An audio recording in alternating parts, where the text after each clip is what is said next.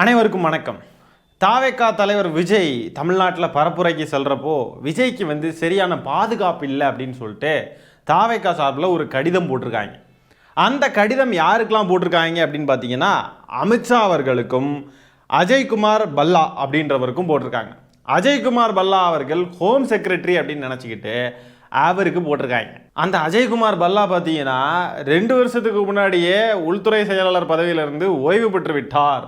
கடந்த 1 வருஷமா இந்த அஜய்குமார் பல்லான்றவர் மணிப்பூருடைய ஆளுநராக பதவி வகித்து வருகிறார். அவருக்கு பிடிச்சி இந்த லெட்டரை அனுப்பி விட்டுருக்காங்க. தற்குறிகள்னு சொன்னால் மட்டும் கோபம் வருது. பதவியிலே இல்லாத ஒருத்தருக்கு போய் லெட்டர் அனுப்பி விட்டா என்னான்னு. ஏற்கனவே இப்படிதான் இந்த தேர்தல் அதிகாரிக்கு ஏதோ லெட்டர் அனுப்புறதுலையும் கோயம்பேட்டில் இருக்கக்கூடிய தேர்தல் அதிகாரிக்கு ஏதோ அனுப்பிவிட்டு தப்பு அனுப்பி விட்டாப்ல. அது ஏற்கனவே செம்ம ஃபன்னா போச்சு. இப்போ பார்த்தாக்க இப்படி அனுப்பி விட்டுருக்காங்க. லெட்டரை கூட யாருக்கு அனுப்பணும், எங்கே அனுப்பணும், என்ன ஏதுன்னு ஒன்றும் தெரியல. இவனுங்க சுவிதா அப்ளிகேஷனில் போய் ப்ராப்பராக பெர்மிஷன்லாம் கேட்டிருப்பானுங்களா? நம்ம சொன்ன மாதிரி தான் வெறும் பேப்பரில் நாங்கள் பரப்புரைக்கு போகிறோம், அனுமதி வேண்டும் இப்படி மட்டும் எழுதி கொடுத்துட்டு வந்திருப்பானுங்க. இதை தான் பெர்மிஷன் லெட்டர்னு நினச்சிருப்பானுங்க. எப்படி பெர்மிஷன் கேட்கணுன்ற ப்ரொசீஜரே இவனுங்களுக்கு தெரியல. ஒழுங்காக அப்ளை பண்ணாமல் இவனுங்க விட்டுக்கிட்டு கவர்மெண்ட் மேலே தூக்கி பழிய போட்டாச்சு. திமுக தான் அதுக்கும் காரணமா? அது தேர்தல் கமிஷன் அதெல்லாம் கிடையாது, திமுக தான் அதுக்கும் காரணம். இப்போ என்னன்னா லெட்டரை வேற ஆளுக்கு அனுப்பி விட்டுருக்கானுங்க. அவரு உள்துறை செயலாளர் பதவியிலிருந்து 2 வருஷமாச்சு அவர் ஓய்வு பெற்று. இப்போ ஆளுநராக இருந்துகிட்டு இருக்காரு மணிப்பூருக்கு. அவருக்கு போய் லெட்டர் அனுப்பி விட்டுருக்கானுங்க அவனுங்க. ஒரு லெட்டரையே கரெக்டான நபருக்கு போட தெரியலையே. போட வேண்டியதெல்லாம் கரெக்டாக போடுவானுங்களா சரியான நேரத்தில்? நான் ஓட்டு போடுறத சொல்கிறேங்க. நீங்கள் வேற எதையாவது நினச்சா நிர்வாகம் பொறுப்பல்ல. இப்படி ஒரு செய்தி வெளியே வந்த உடனே பார்த்தீங்கன்னா தாவேகா காரணங்கள்லாம் இல்லை பொய் யாரும் நம்பாதீங்க அது பொய் செய்தி அப்படிலாம் ஒன்றும் இல்லவே இல்லை. எங்கள் ஆட்கள் கரெக்டாக தான் லெட்டர்லாம் அனுப்புனாங்க, அதெல்லாம் இன்னும் இல்லை, எல்லாரும் பொய் செய்தி பரப்புது இந்த சேனல்கள்லாம் அப்படின்னு அழுதுட்டு கிடந்தானுங்க. இவனுங்க அதை பொய்ன்னு சொல்ல இல்லை, அது பொய் இல்லை, அது உண்மைதான் அப்படின்றத நிரூபிக்கும் விதமாக ஒரு விஷயம் வெளியே வந்திருக்கு. என்னன்னு பார்த்தீங்கன்னா தாவேகா சார்பில் ஊடகங்களுக்கு செய்தி அனுப்ப கட்சி சார்பில் அதிகாரப்பூர்வமாக வைக்கப்பட்டிருக்கக்கூடிய வாட்ஸ்அப் குரூப்பில் பார்த்தீங்கன்னா மதியம் 1:05 எப்படி 1:05 PM அதில் பார்த்தீங்கன்னா தெரியும் திஸ் மெசேஜ் வாஸ் டெலிட்டடுன்னு இருக்கு பாருங்க. அந்த டைமுக்கு பார்த்தீங்கன்னா கட்சி சார்ந்த ஒரு நபர் தான் தாவேகா அமித்ஷாவுக்கு எழுதின அந்த கடிதத்தை பதிவிட்டு இருந்திருக்காங்க. அந்த கடிதம் தவறாக இருக்கு அப்படின்றது வைரலாகி எல்லாரும் கேலியும் கிண்டலும் பண்றப்ப பார்த்தீங்கன்னா உடனே அந்த நபர் அந்த கடிதத்தை டெலீட் பண்ணிட்டாப்ல. அதில் தவறு இல்லைன்னு சொன்னா எதுக்காக டெலீட் பண்ணணும்? டெலீட் பண்ணிட்டு போயிருக்காங்கன்னா அப்போ இவங்க எப்படி தப்பா எழுதி அனுப்பியிருக்காங்கன்றது வைரல் ஆனதுனால தான் இவனுக்கு டெலீட் பண்ணியிருக்கானுங்க. இப்பெல்லாம் தாவேகா காரணங்க சுட அம்பலமாகறானுங்க. எவ்வளோ முட்டு கொடுத்தாலும் அவனுக்கு கொடுக்குற முட்டெல்லாம் நிற்க மாட்டேங்குது, கொஞ்ச நேரத்திலே அம்பலப்பட்டு போயிடுது. இவனுங்க லெட்டரை எப்படி மாற்றி எழுதி அனுப்புனதுக்கும் திமுக சதியான், திமுக தான் காரணமா. இந்த அஜய்குமார் பல்லான்றவருடைய பேரை கூகுளில் சும்மா போட்டிங்கன்னாவே அதுலேயே வருது கவர்னர் ஆஃப் மணிப்பூர் அப்படின்ட்டு. ஒரு அடிப்படையாக ஒரு சின்ன ரிசர்ச் கூட பண்ணாம அப்படியே எடுத்து எழுதி அனுப்பிட்டானுங்க. ஒரு கட்சி அப்படியே விஜய் தான் தமிழ்நாடு தான் விஜய் அப்படின்னு சொல்லி தமிழ்நாட்டில் ஆட்சியை பிடிக்க போகிறோம் அப்படின்னு சொல்லிட்டு இருக்கிறவனுங்க தமிழ்நாடு தான் விஜயா? தமிழ்நாட்டு மக்கள்லாம் இவ்வளோ முட்டாள்களாக இருக்க மாட்டாங்க. ஒரு சின்ன ரிசர்ச் கூட பண்ணாமல் இப்படி முட்டாள்தனமெல்லாம் தமிழ்நாட்டு மக்கள் இருக்க மாட்டாங்க. அடுத்ததாக இன்னைக்கு பார்த்தீங்கன்னா விஜய் திருச்சிக்கு போயிட்டு இருக்காரு. திருச்சியில் பரப்புரை மேற்கொள்ள போறாராம். இன்னைக்கு என்னெல்லாம் நடக்குதுன்றதை அடுத்த காணொலியில் பார்ப்போம். இந்த நிலையில் புதுச்சேரியில் விஜய் பரப்புரைக்கு 19 இடங்கள்ல அனுமதி மறுப்பு அப்படின்னு சொல்லி செய்தி வந்திருக்குங்க. 23 இடங்கள்ல அனுமதி கோரியிருக்கானுங்க. ஆனால் 4 இடங்களில் மட்டுமே அனுமதி கிடைச்சிருக்கு. அனுமதி மறுக்கப்பட்டதால் வீட்டில இருந்தே பரப்புரை செய்ய விஜய் திட்டமிட்டுள்ளதாக தகவல் வந்திருக்கு. நம்ம எல்லாரும் முன்னாடி சொல்லிக்கிட்டு இருந்தோம், ஞாபகம் இருக்கா? தேர்தலுக்காவது இவர் வெளியே வருவாரா இல்லை அதுக்கும் மக்களையெல்லாம் பனையூருக்கு வர வச்சு தான் வாக்கு கேட்பாரா அப்படின்னு நம்ம சொல்லிக்கிட்டு இருந்தோம். இப்போ அது உண்மையாலுமே நடக்குது பாருங்க. வீட்டில இருந்தே பரப்புரைன்னா அது எப்படின்னு எனக்கு ஒன்றும் புரிய மாட்டேங்குது. வீட்டில இருந்தே ஆன்லைன்லேயே பரப்புரை செய்ய போறாரா? இவனுங்க இதுக்கு தான் பிளான் பண்ணுறானுங்க. போகிற இடத்துல எல்லாம் ஏதாவது அசம்பாவிதத்தை ஏற்படுத்தி விடுறது. எங்கேயாவது 1-2 இடத்துக்கு மட்டும் போவோம், அங்கேயெல்லாம் நம்ம பசங்களெல்லாம் வர வச்சு எதையாவது சம்பவங்களை பண்ணி விடுவோம். மொத்த கவர்மெண்ட்டும் நம்மளை பார்த்து ஆடி பயந்து போய் இருக்கட்டும். அப்போ யாரும் பெர்மிஷன் தரமாட்டாங்க. பெர்மிஷன் தரலன்னா பழைய தூக்கி கவர்மெண்ட் மேலேயே போட்டுருவோம். போட்டுக்கிட்டு நம்ம வீட்டில் ஜாலியாக உட்காந்து படுத்து தூங்கிடலாம் இல்லையா? அவள் எப்படி சூப்பராக இருக்கலையா ஐடியா? மக்கள் மத்தியில் கவர்மெண்ட் நம்மளை ஒடுக்குதுன்ற ஒரு நரேட்டிவை செட் பண்ணிட்டு நம்ம வீட்டுக்குள்ளே படுத்து தூங்கிடலான்றது தான் விஜயோடைய கணக்காக இருக்குது. இப்போ பாண்டிச்சேரியில் அனுமதி மறுப்புக்கும் திமுக தான் கடிச்சு வைப்பாப்புல. பாண்டிச்சேரியிலையும் எம்சிசி அமல்ல தான் இருக்கு. ஆனாலும் பாண்டிச்சேரியில் பார்த்தீங்கன்னா அதுவும் எலெக்ஷன் கமிஷன் எதுவும் சொல்ல மாட்டாப்ல, பாண்டிச்சேரி கவர்மெண்ட் எதுவும் சொல்ல மாட்டாப்ல. திமுக தான் திமுக தான் எங்களுக்கு இந்த அனுமதியை மறுத்திருக்கு அப்படின்னு சொன்னாலும் சொல்லுவான். ஏன்னா இவன் என்ன சொன்னாலும் கேட்கறதுக்கு ஒரு மடசாம்பிராணி மடப்பாயிலுக்கு கூட்டம் இருக்கு இல்லையா. அடுத்ததா ஆதவர்ஜுனா என்னமோ ஒன்று பேசுறான், அதை லைட்டா பாருங்க.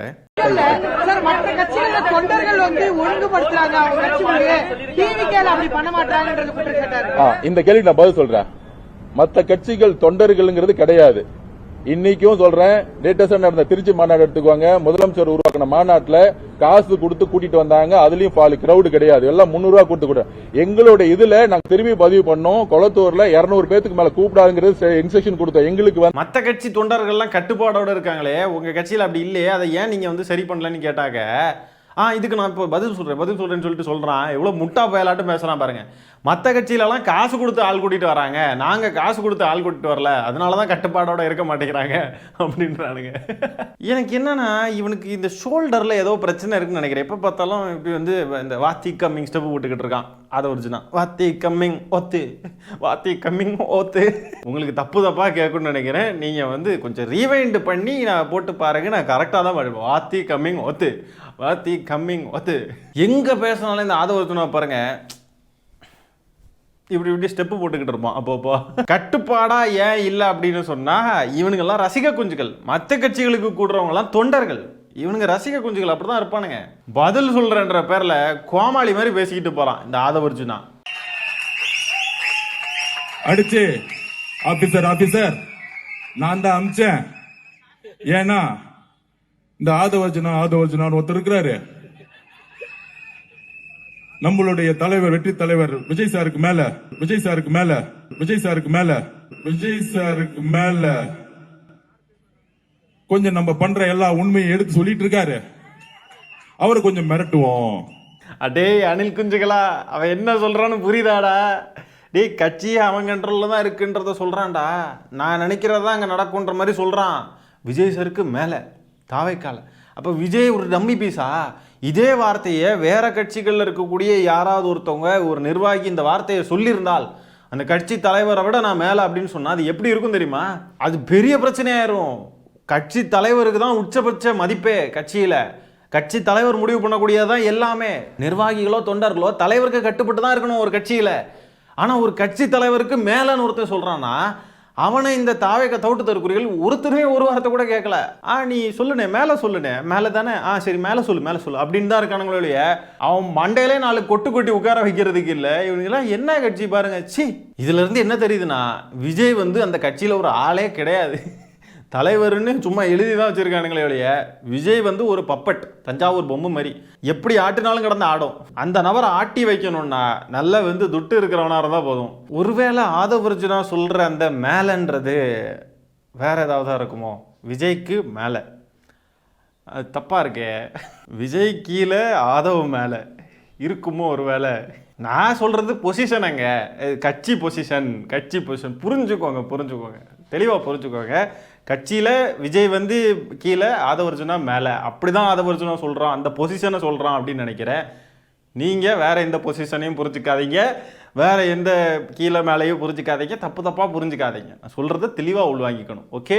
அடுத்ததா இந்த சிடிஆர் நிர்மல்குமார் திருப்பரங்குன்றத்தில் மக்கள் கிட்ட வாக்கு சேகரிக்க போறேன்ற பேர்ல போய் அங்கே போய் அசிங்கப்பட்டு வந்திருக்கிறான் நிறைய இடத்துல. அதை அவனே பதிவு போட்டிருக்கிறான். அதுதான் இருக்கிறதுலே ஹைலைட். ஒரு அம்மா ஒரு தள்ளுவண்டி கடை போட்டிருக்காங்க. அந்த கடையில் போய் நின்றுக்கிட்டு ப்ளீஸ் வாக்கு போட்டிருக்கேன் அப்படின்னு சொல்கிறப்போ அந்த அம்மா, எப்பா தொழில் செய்கிற நேரத்தில் வந்து குறுக்க நிற்காதப்பான்ற மாதிரி அவங்க வந்து பிடிச்சி தள்ளி விடுறாங்க. ஆனாலும் அங்கேயே நிற்கிறான். அந்த காணொலியை பாருங்களேன்.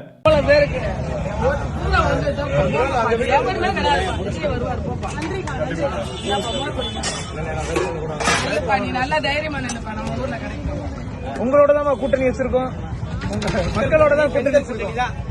நீங்க எல்லாம் நல்லா சுடுவீங்கடா, நல்லா வடை சுடுவீங்கடா, எங்களுக்கு நல்லா தெரியும்டா அப்படின்னு அந்த அம்மா ரியாக்ஷனை பார்த்தாவே தெரியுது. நல்லா சூப்பர்ரா, உங்களுக்கு தான்டா ஓட்டு, போங்கடா, வியாபார நேரத்தில் வந்து வியாபாரத்தை கெடுக்காதீங்களா, தள்ளி போங்கடா பேப்பயல்களா அப்படின்ட்டு அந்த அம்மா தள்ளி விடுறாங்க. ஆனாலும் போக மாட்டேங்கிறானுங்க. அவன் கையில் வந்து ஏதோ மோரோ என்னமோ அதையும் ஊற்றி கொடுக்குறாங்க. ஆனாலும் குடிச்சிக்கிட்டு போவானுங்கன்னு பார்த்தா அங்கேயே நிற்கிறானுங்க டேரா போட்டு.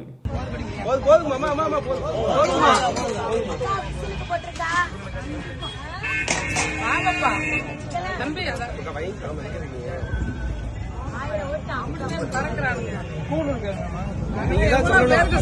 வேணா ஒரு கப்பு மோர் எக்ஸ்ட்ரா கூட தரேன்டா, தயவு செஞ்சு என்னை விட்டுருக்கடா, போங்கடா, வியாபாரத்தை கெடுக்காதீங்கடா. அந்த அம்மா விரட்டாத குறைய அவங்க வந்து சொல்லிக்கிட்டு இருக்காங்க.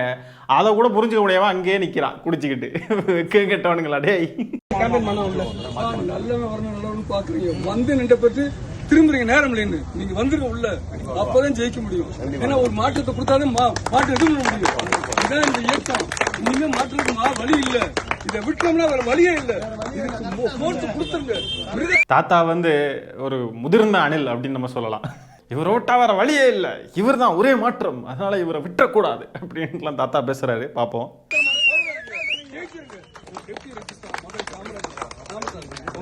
நிரந்தரமா இறங்கி சார். ஆமா, வழி சொல்லுவேன் சார், ஈஸியான வழி சார். மக்களை ஜெயிக்கிறது கஷ்டமே கிடையாது. நீங்க தான் டீமா இருக்கணும், பக்காவா இருக்கணும். ஒவ்வொருத்தரும் 50 பேர் திரட்டணும், போய் உள்ள ஒட்டணும்.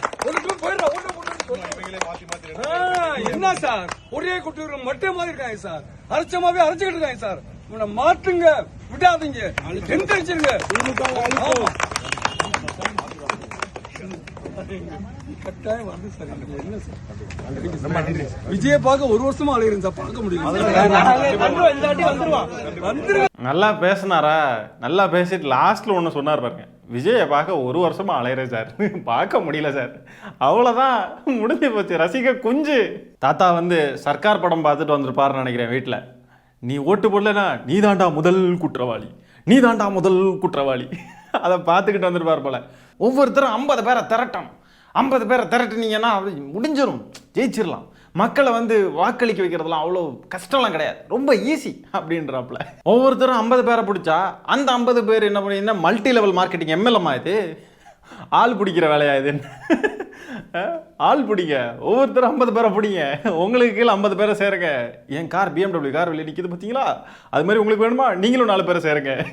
கட்சி நடத்த சொன்னா எம்எல்எம் பிசினஸ் எப்படி பண்றதுன்னு பேசிக்கிட்டு இருக்கானுங்க. சர்க்கார் படம் பார்த்துக்கிட்டு அதுதான் அரசியல், அதுதான் புரட்சி அப்படின்னு நம்பக்கூடியவங்க எல்லாம் இப்படிதான் பேசிக்கிட்டு இருப்பாங்க. ஒரு விரல் புரட்சியே இருக்குதா உணர்ச்சியே அப்படின்லாம் பாட்டு கேட்டுக்கிட்டு அதுல வந்து அப்படியே வைபாகிறவங்க எல்லாம் இப்படிதான் பேசுவாங்க. மிக்சி கிரைண்டர்லாம் தூக்கி போட்டு உடைச்சாங்களே, ஞாபகம் இருக்கா? இலவசங்கள் வேண்டாம் அப்படின்லாம் இந்த படங்கள்ல எல்லாம் நடிச்சிருக்காரு விஜய். இவ்வளோ வயசாகியும் கூட இளைஞர்களை நல்வழிப்படுத்தக்கூடிய ஒரு தாத்தாவா இவர் இல்லாம இவர் வந்து ரசிக வெறி பிடிச்ச ஒரு தாத்தாவா இருக்காரு. இவர் லாஸ்ட்ல சொன்னார் பாருங்க, விஜயை பார்க்க ஒரு வருஷமா அலையறண்டா தம்பிக்கலாம் அப்படின்னு சொன்னார் பாருங்க. அதோடயே அவர் இவ்வளவு நேரம் பேசினதுக்கு எந்த அர்த்தமும் இல்லாத மாதிரி ஆகி போச்சு, அவ்வளவுதான். உயர்நீதிமன்றத்தில் போலியா ஒரு கேஸ் மகேஷ் பொய்யாமொழியால போடப்பட்டு அந்த கேஸ் எஸ்ஓபிக்கு பதிலாக எஸ்ஐடியை போட்டு திரு மு.க. முதலமைச்சர் ஸ்டாலின் அவருடைய காவல்துறை மூலியமாக எங்களுடைய தலைவரையும் என்னையும் பொதுச் செயலாளரை கைது செய்ய முற்படும் பொழுது உச்ச நீதிமன்றம் உங்களுடைய முகத்திரையை கிழித்தெறிந்தது. ரசா கண்ணா, என்னையா சொல்ற நீ? மு.க. முதலமைச்சர் ஸ்டாலினா என்னையா சொல்ற? மு.க. முதலமைச்சர் ஸ்டாலின்னா என்ன சொல்றையா? ஒன்னும் புரியலையா எங்களுக்கு. அமைச்சர் அன்பில் மகேஷ் பொய்யாமொழி அவர்கள் ஏதோ கேஸ் போட்டாராமே, என்ன கேஸ் போட்டாரு அதை தெளிவா சொல்லணுமே, எனக்கு புரியலையே. எப்ப கேஸ் போட்டாரு அவரு?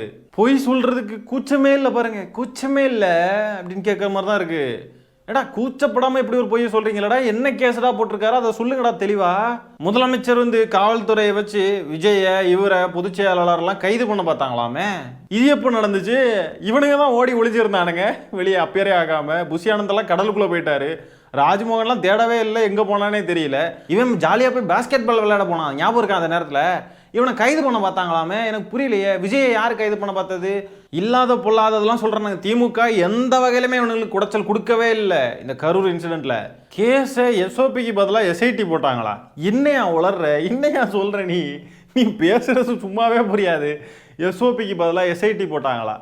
ஐயோ தலை சுத்துதுடா சாமி. டேய் மு.க. முதலமைச்சர் ஸ்டாலின்றான், என்னடா சொல்ற நீ?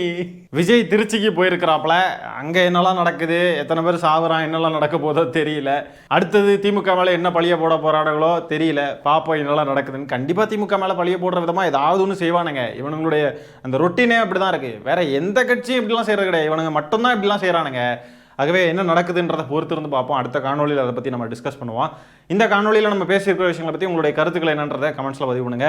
இந்த காணொலியை நான் இத்துடன் நிறைவு செய்து கொள்கிறேன். நன்றி, வணக்கம்.